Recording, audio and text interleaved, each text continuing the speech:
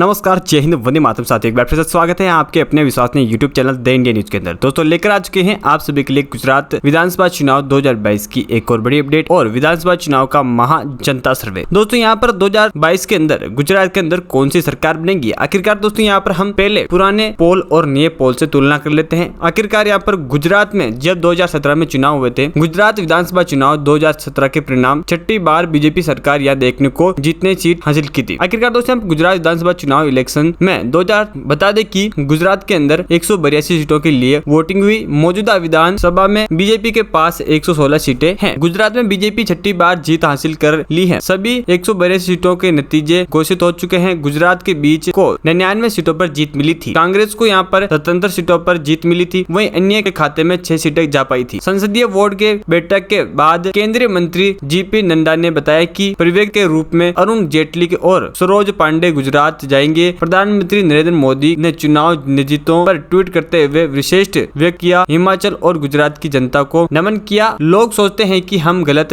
दिशा में चले जाते हैं। इस प्रकार से सोचने वाले लोगों के लिए भला नहीं होता है। पर दोस्तों यहाँ पर नरेंद्र मोदी सरकार ने आखिरकार छठी बार सरकार बना ली थी। पर दोस्तों आखिरकार अब क्या नरेंद्र मोदी सरकार 7वीं बार लगातार सरकार बना पाएगी। आखिरकार दोस्तों यहाँ पर इस बार भी सरकार बनाती है तो कहीं ना कहीं यहाँ पर 7वीं बार सरकार बनेगी और यहाँ पर बीजेपी के झंडे मजबूत होंगे। पर दोस्तों यहाँ पर विकिपीडिया के हिसाब से देखा जाए तो इस बार भी कहीं ना कहीं बीजेपी सत्ता में नजर आ सकती है, क्योंकि दोस्तों यहाँ पर कांग्रेस पार्टी इस बार काफी कम दावेदारी दिखा रही है और यहाँ पर जो जोश होना चाहिए कांग्रेस का वो यहाँ पर थोड़ा सा फीका पड़ता नजर आ रहा है। पर दोस्तों यहाँ पर आम आदमी पार्टी आ चुकी है और आम आदमी पार्टी अब अपनी दावेदारी को यहाँ पर पेश करने वाली है। जैसा कि दोस्तों हम जानते हैं कि आम आदमी पार्टी जहाँ पर भी जाती है भरपूर जोश के साथ उतरती है और यहाँ पर जोश वो कवई जोश यहाँ पर लेकर आई है। और इसी तरह से अब आम आदमी पार्टी दूसरे राज्यों के अंदर प्रवेश कर रही है। उसी तरह से सेम कांग्रेस की सीटें काटने आई आम आदमी पार्टी क्या इस बार क्या असर करती है यहाँ के गुजरात के अंदर। तो दोस्तों यहाँ पर बीजेपी जीतेगी या कांग्रेस, ये तो देखने वाली बात है। जनता सर्वे के मुताबिक आज विधानसभा चुनाव होते हैं तो किसकी बनेगी सरकार, जानेंगे हम एक एक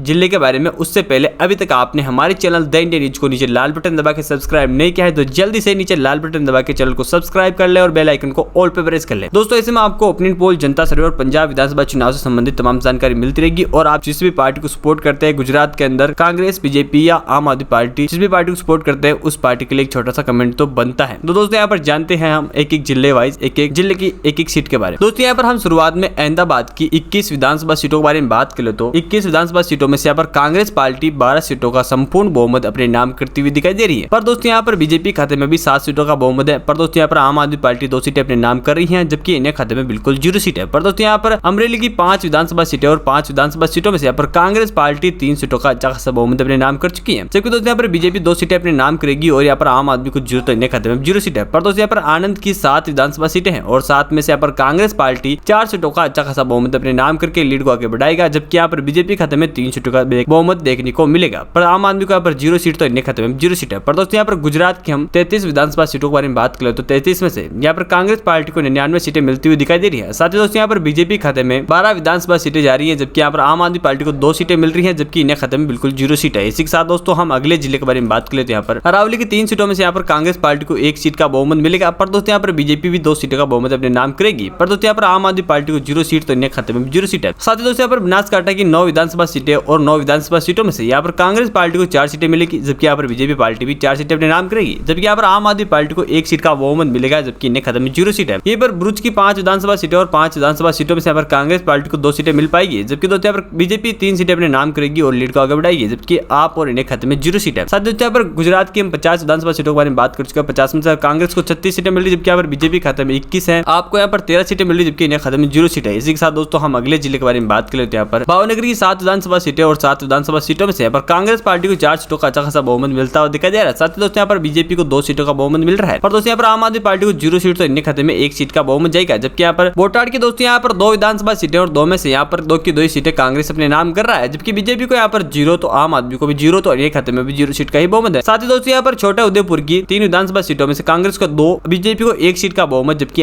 आप और इन्हें खाते में 0 सीट है। साथ ही दोस्तों यहाँ पर गुजरात की हम 65 विधानसभा सीटों के बारे में बात करें तो कांग्रेस को यहाँ पर 34, बीजेपी को यहाँ पर 24 सीटें मिल रही है, जबकि यहाँ पर पर आम आदमी को 3, अन्य खाते में 1 सीट का बहुमत जता हुआ दिखाई दे रहा है। इसी के साथ दोस्तों हम अगले जिले के बारे में बात कर लेते हैं। यहाँ पर देवभूमि द्वारका की 2 विधानसभा सीटें और 2 में से 2 की 2 सीटें कांग्रेस अपने नाम कर रहा है, जबकि यहाँ पर बीजेपी को 0 सीट तो आम आदमी को भी 0 और अन्य खाते में भी 0 सीट का बहुमत है। साथ ही दोस्तों यहाँ दाहोद की 6 विधानसभा सीटें और 6 में से यहाँ पर कांग्रेस को 3 सीटें मिलती हुई दिखाई दे रही है, जबकि यहाँ पर बीजेपी को 2 सीटों का बहुमत मिलेगा, जबकि आम आदमी को 1 सीट तो अन्य खाते में 0 सीट है। पर दोस्तों यहाँ पर डांग की 1 सीट है और 1 की 1 सीट बीजेपी अपने नाम करेगी, जबकि यहाँ पर कांग्रेस, आम आदमी और अकाली खाते में 0 सीट का बहुमत है। पर दोस्तों यहाँ पर गुजरात की 71 सीटों में से कांग्रेस को यहाँ पर 39 सीटें मिल रही है, जबकि यहाँ पर बीजेपी को 27, आम आदमी को 4, अन्य खाते में 1 सीट का बहुमत है। इसी के साथ दोस्तों हम अगले जिले के बारे में बात कर लेते हैं। यहाँ पर गांधीनगर की 5 सीटों में से कांग्रेस को 2 सीटें, तो बीजेपी को यहाँ पर 3 सीटें मिल रही है, जबकि यहाँ पर आम आदमी और अन्य खाते में 0 सीट है। इसी के साथ दोस्तों यहाँ पर गिर सोमनाथ की 4 सीटों में से यहाँ पर बीजेपी और कांग्रेस दोनों को 2-2 सीटें मिलती हुई दिखाई दे रही है, जबकि यहाँ पर आम आदमी और अन्य खाते में 0 सीट है। इसी के साथ दोस्तों यहाँ पर हम जामनगर की 5 सीटों में से कांग्रेस को 2 सीटें, जबकि बीजेपी को 3 तो आम आदमी को 0 तो अन्य खाते में 0। पर दोस्तों यहाँ पर गुजरात की 50 सीटों में से यहाँ पर कांग्रेस को 45 सीटें, तो बीजेपी को यहाँ पर 35, आम आदमी को 4 तो अन्य खाते में 1 सीट का बहुमत है। पर दोस्तों इसी के साथ हम अगले जिले के बारे में बात कर लेते हैं। यहाँ पर जूनागढ़ की 5 विधानसभा सीटें और 5 विधानसभा सीटों में से कांग्रेस को यहाँ पर 4 सीटें मिल रही है, जबकि यहाँ पर बीजेपी को 1, आम आदमी और अन्य खाते में 0 सीट है। पर दोस्तों कच्चा की 6 विधानसभा सीटें और 6 में से यहाँ पर कांग्रेस को 2 सीटें, तो यहाँ पर बीजेपी को 4 सीटें मिल रही है, जबकि यहाँ पर आम आदमी और अन्य खाते में 0 सीट है। पर दोस्तों यहाँ पर खेड़ा की 6 विधानसभा सीटें और 6 में से यहाँ पर कांग्रेस पार्टी 5 सीटें अपने नाम करी है, जबकि यहाँ पर बीजेपी को 1 तो आम आदमी और अन्य खाते में 0 सीट है। पर दोस्तों इसी के साथ यहाँ पर गुजरात की 102 विधानसभा सीटों में से कांग्रेस को यहाँ पर 56 सीटें मिल रही है, जबकि यहाँ पर बीजेपी को 41, आम आदमी को 4 तो अन्य खाते में 1 सीट का बहुमत है। इसी के साथ दोस्तों हम